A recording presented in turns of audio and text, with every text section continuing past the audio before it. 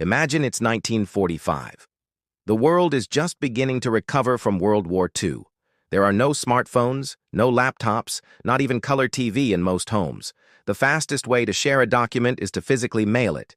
And yet, one man sat down and described a machine that looks eerily like the internet. Hyperlinks, cloud storage, personalized feeds, all decades before the first computer network even existed. So who was this forgotten genius, and how did he glimpse the future so clearly? His name was Vannevar Bush. You've probably never heard of him, but during World War II, he was one of the most powerful scientists in America. He led the U.S. Office of Scientific Research and Development, which oversaw projects like radar, early computing, and yes, the atomic bomb. But while the world celebrated military victory, Bush was thinking about peace and knowledge. In July 1945, he published an article in The Atlantic titled As We May Think. In it, he laid out his vision for a machine that would change how humans access information forever. He called it the Memex. Picture this: a desk-sized device where you could store all your books, records, and communications. Not just store them, but search, retrieve, and link them. Bush wrote, "The user taps a few keys, and a code combination is projected onto a viewing screen. At any time, he can insert a new page or item into the memory. He can add marginal notes, or create a trail of related documents." Sound familiar? He described something that functions like a modern web browser: searchable personal data, annotated, documents, hyperlinked trails, connecting related ideas.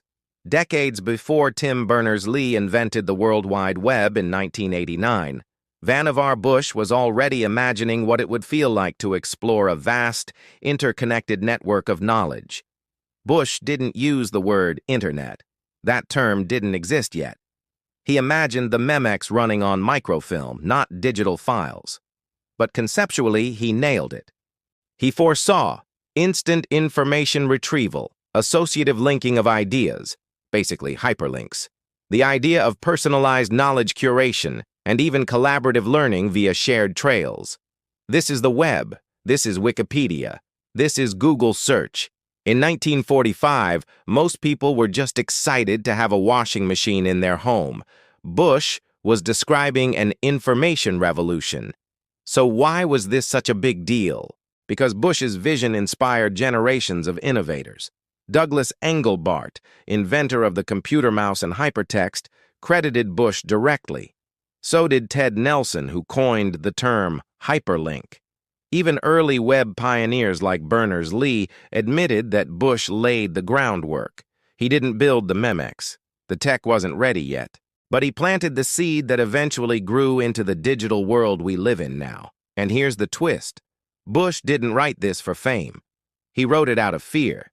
You see, Bush had spent the war creating weapons. He saw firsthand how science could destroy. But in As We May Think, he urged scientists to focus their minds on knowledge sharing instead of war. He believed that when people have access to all human knowledge, instantly and intuitively, they become less violent, more curious, and better connected. Bush wrote, "The summation of human experience is being expanded at a prodigious rate, but we are being bogged down by our methods of transmitting it." To him, better information tools meant a better, more peaceful world. So here's the question: why don't we remember Vannevar Bush? He didn't create a flashy company or make billions. He didn't live to see the internet bloom. But in a quiet moment at the end of a world war, he gave us a map to the future. He saw the web not just as a tool, but as a path toward peace, learning, and human progress.